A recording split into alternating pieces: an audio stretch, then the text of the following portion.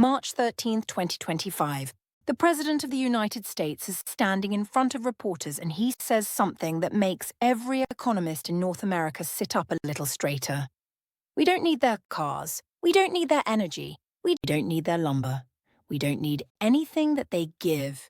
He's talking about Canada, America's largest trading partner. The country that shares a border spanning 5,525 miles, the nation that has been integrated into American supply chains for generations. And the president just declared on camera that America doesn't need any of it. Now, most people heard that statement and moved on. Another headline, another controversy, another day. But I want you to stay with me here because what I'm about to walk you through is something that goes far beyond political theatre. This is about the architecture of how North America actually works. About dependencies so deep that most Americans have never thought about them. About consequences that would ripple through your daily life in ways you wouldn't see coming until they'd already arrived. Let me take you inside the numbers, the supply chains, the actual machinery of interdependence. Because when you understand what's really at stake, that statement stops sounding confident. It starts sounding dangerous. Let's begin with energy, because this is where the gap between rhetoric and reality becomes almost absurd. In 2024, the United States imported approximately 4.3 million barrels of crude oil from Canada every single day. Not per week, per day. That's 63% of all crude oil imports coming into America. Canada isn't just the largest supplier of American oil. It's not even close to having a competitor. But here's what makes this particularly interesting. The United States is the world's largest oil producer. American fields pump out more crude than Saudi Arabia, more than Russia. So why the dependency on Canadian oil? Because American refineries, particularly in the Midwest and Gulf Coast, were specifically designed to process heavy crude. The thick sulfur-rich oil that Canada produces in abundance. American light sweet crude is excellent for certain applications, but you can't just swap it into these refineries without massive multi-billion-dollar retooling. Marathon Petroleum's Robinson Refinery in Illinois runs on 100% Alberta crude. 100%. If Canadian supply stopped tomorrow, that facility would go dark. Not partially offline, dark. And it's not alone. According to the Alberta Petroleum Marketing Commission, the top 5 American refineries processing Canadian crude are locked into configurations that make switching suppliers somewhere between extraordinarily expensive and functionally impossible in any reasonable time frame. Now, let's talk about what happens to gas prices if this supply disappears. Energy economists estimate that losing Canadian crude would push gasoline prices up by 30 to 70 cents per gallon within weeks. Not months, weeks. That's not accounting for panic buying, speculation, or the inevitable market volatility that comes when 4 million barrels per day of supply suddenly vanishes. We're talking about immediate measurable pain at every pump in America. And crude oil is just the beginning. Natural gas tells an even more revealing story. In 2024, the United States imported 8.5 billion cubic feet of natural gas from Canada every single day. Almost 100% of pipeline gas imports. The infrastructure to move this gas south has been built up over decades. Pipelines, compression stations, distribution networks, all engineered around the assumption that Canadian gas flows south and American gas flows to export terminals. But here's where it gets locally critical. New York, New England, the upper Midwest. These regions depend on Canadian natural gas for heating, electricity generation, industrial processes. When temperatures drop and demand spikes, Canadian supply isn't a convenience. It's the difference between keeping the lights on and rolling blackouts. Penn State energy professor Seth Blumsack put it bluntly. If Canadian hydro imports get cut off, you're not replacing that with wind and solar. You're replacing it with power plants burning natural gas or fuel oil. Higher emissions, higher pollution, higher costs. States like New York and Massachusetts have been trying to reduce carbon emissions partly by buying Canadian hydroelectric power, clean, renewable, reliable. A disruption doesn't just threaten energy security, it threatens climate goals that have been decades in the making. Now let me shift gears because energy is only part of this equation.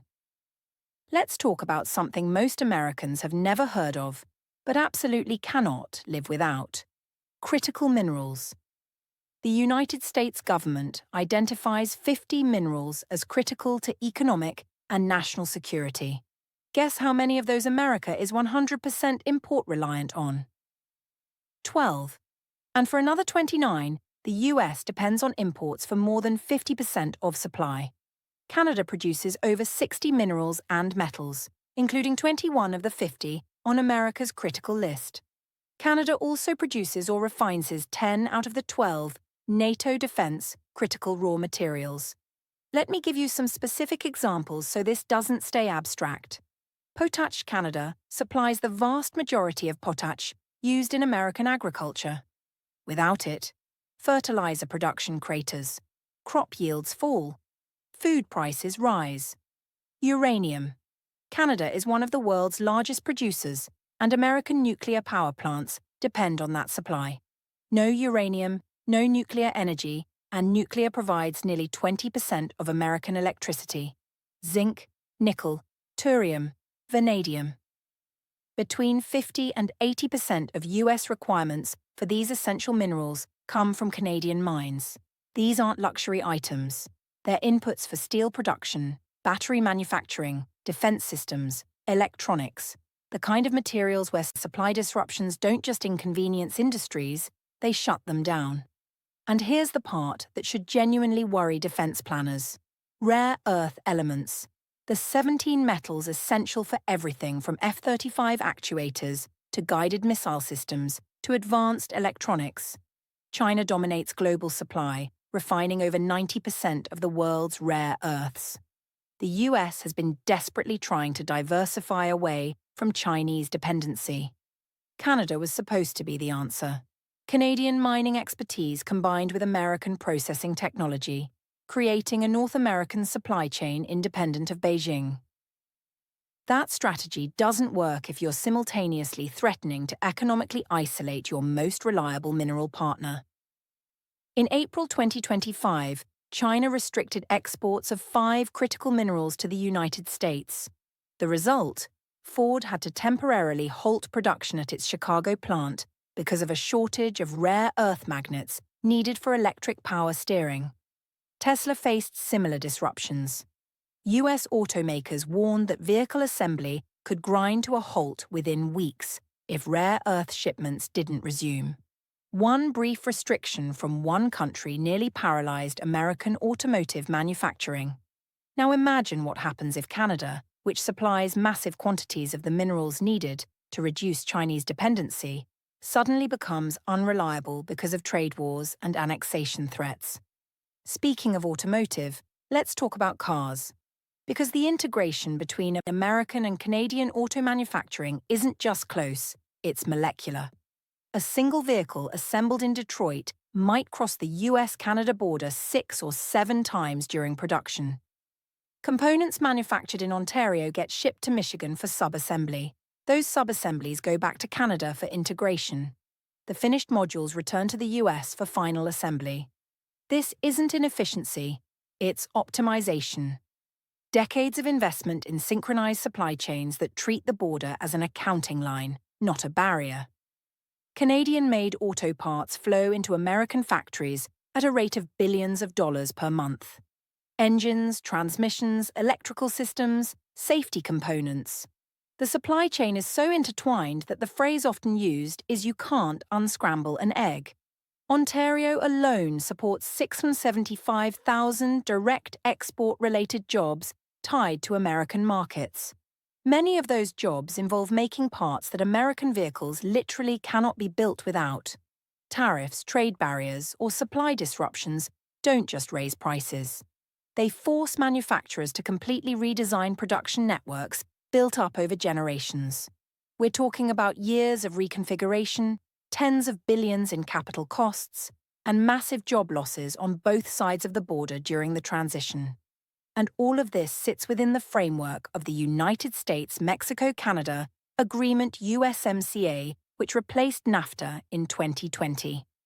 That agreement was negotiated, signed, and implemented specifically to lock in North American economic integration to create certainty to allow businesses to invest with confidence that the rules wouldn't change on a whim.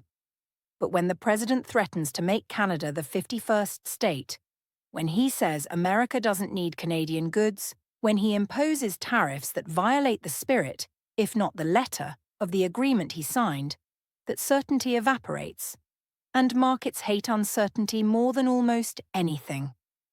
Let me give you the trade numbers because they matter more than the rhetoric. In 2024, the United States imported $422 billion worth of goods from Canada. America exported $348 billion to Canada. That's a trade deficit of around $74 billion in goods. But when you include services, which the US dominates, the deficit shrinks to somewhere between $36 and $45 billion. Now, the president has claimed the deficit is $200 billion. That number doesn't appear in any official statistics, not from the US Census Bureau, not from Statistics Canada, not from any recognized trade authority. It's inflated by a factor of 4 or 5. But more importantly, even if the number were accurate, a trade deficit is not a subsidy. Americans aren't giving Canada money out of goodwill. They're receiving value: energy, minerals, auto parts, lumber, manufactured goods, real products that American consumers and businesses need. The trade relationship exists because it benefits both countries. Canada gets access to the world's largest consumer market. America gets reliable supplies of essential materials at competitive prices from a stable, friendly neighbor. Disrupting that doesn't make America more independent. It makes America more expensive, less efficient, and strategically weaker. And here's something most coverage misses. Canada isn't just dependent on the US. The dependency runs both ways, but it's asymmetric in ways that matter. Take electricity. 86 international power lines connect American states and Canadian provinces. The electricity systems are fully interconnected. Canada exports clean hydroelectric power to the northeast. America exports power to parts of Canada when demand spikes. It's a balanced exchange that improves reliability on both sides. But when Canadian provinces threaten to cut electricity exports in response to Trump's tariffs, states like New York and Michigan suddenly realized how much their grids depend on that northern supply. Ontario's Premier Doug Ford proposed then retracted a 25% surcharge on electricity exports. The threat alone was enough to send American officials scrambling. Or consider this. Parts of Canada, particularly Ontario and Quebec, depend heavily on oil and natural gas that transit through the United States. About half the natural gas consumed in these provinces comes from American sources. Quebec's Montreal refinery depends entirely on crude delivered via the US, with no immediate alternatives. So Canada has vulnerabilities too. Energy insecurity that American policy could exploit. But here's the critical distinction. When you're in a relationship of mutual dependency, weaponizing that dependency doesn't just hurt the other side, it damages both. And it destroys the trust that makes cooperation possible in the future. Right now, as of January 2026, that trust is eroding fast. Trump has repeatedly floated the idea of Canada becoming the 51st state. He's referred to Prime Minister Justin Trudeau, now Mark Carney, as governor. He's posted AI-generated images showing Canada, Greenland, and Venezuela as American territory. He's threatened military action, then clarified he means economic force, which somehow doesn't make it less alarming. Canadian polls show that 90% of Canadians oppose annexation. 90%. In an April 2025 poll, 82% said they'd rather become a dominion of the British Empire again than be annexed by the United States. Think about that. Canadians are so opposed to the idea that they'd prefer to go backwards in time to colonial status rather than join America. And it's not just public opinion. Canadian politicians across the spectrum, from Liberals to Conservatives to NDP, have united in opposition. Canada will never be the 51st state, Conservative leader Pierre Poilievre declared. There isn't a snowball's chance in hell, said former Prime Minister Trudeau. Never, never, never, never, never, Prime Minister Carney told Trump directly. But the damage isn't just diplomatic, it's economic. Uncertainty is poison for investment. When businesses don't know if tariffs will be imposed, if borders will be respected, if agreements will be honoured, they stop investing. They hoard cash. They delay projects. They look for alternatives. And Canada is looking for alternatives. In the first 10 months of 2025, Canadian exports to the United States fell 4.1% compared to the same period in 2024. Meanwhile, exports to countries other than the US have been growing. Canada is actively diversifying away from American dependency, not because it's economically optimal, but because relying on an unpredictable partner is a strategic risk. So, let's play this out. What actually happens if America tries to go without Canada? Gas prices spike immediately. 30 to 70 cents per gallon within weeks, potentially more if markets panic. Home heating costs rise as natural gas supply tightens. Electricity prices jump in the Northeast and Upper Midwest. Rolling blackouts become a real possibility during peak demand. Automobile production slows, then stops in many facilities as partages cascade through supply chains. Vehicle prices rise as manufacturers scramble to find alternative suppliers. Delivery times stretch from weeks to months. Defense contractors struggle to source critical minerals for weapons systems. F-35 production faces delays. Submarine construction stalls. Missile manufacturing hits bottlenecks. The Pentagon's efforts to reduce Chinese dependency on rare earths collapse because the Canadian alternative has been destroyed.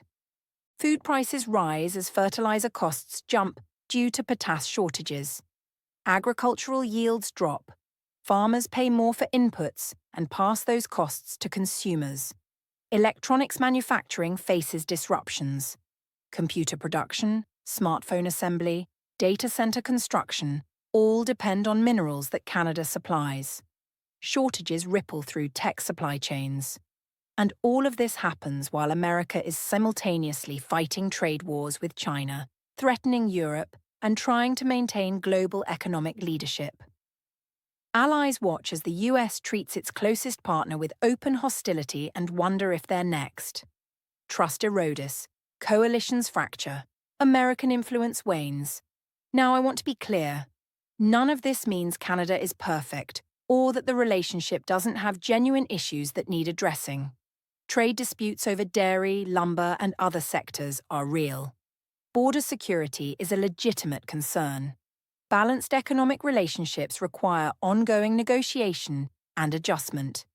But there's a difference between tough negotiation and fundamental destabilization, between pushing for better terms and threatening the entire framework, between using leverage and destroying the relationship.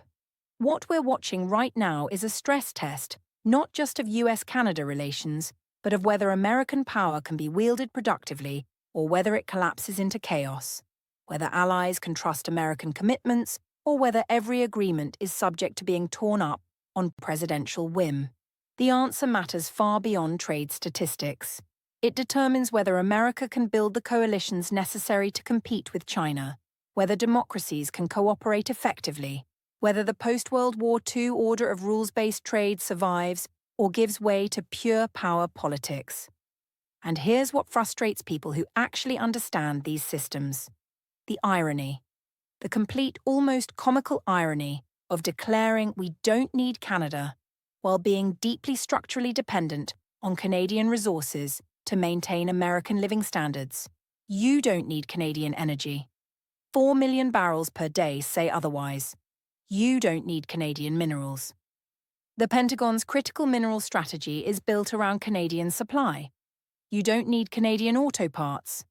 Detroit would like a word. You don't need Canadian lumber. American housing construction depends on it. The rhetoric of independence collides with the reality of interdependence. And reality doesn't care about talking points. So here's where we are.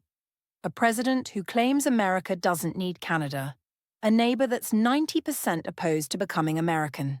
Supply chains integrated over generations. Dependencies running in both directions. Trust eroding daily. And consequences that most people won't understand until they're paying more at the pump, at the grocery store, for their next car. For everything that depends on the silent machinery of North American trade. This isn't sustainable. Something has to give. Either the rhetoric moderates and relationships stabilize, or the integration starts unwinding and both countries pay the price. There's no version of this where America successfully goes it alone without significant economic pain. The dependencies are too deep, the alternatives too expensive, the timeline too long. Canada isn't some distant trading partner that America could replace with minimal disruption. It's the neighbor whose economy is fused with America's at every level. Energy, minerals, manufacturing, agriculture, services.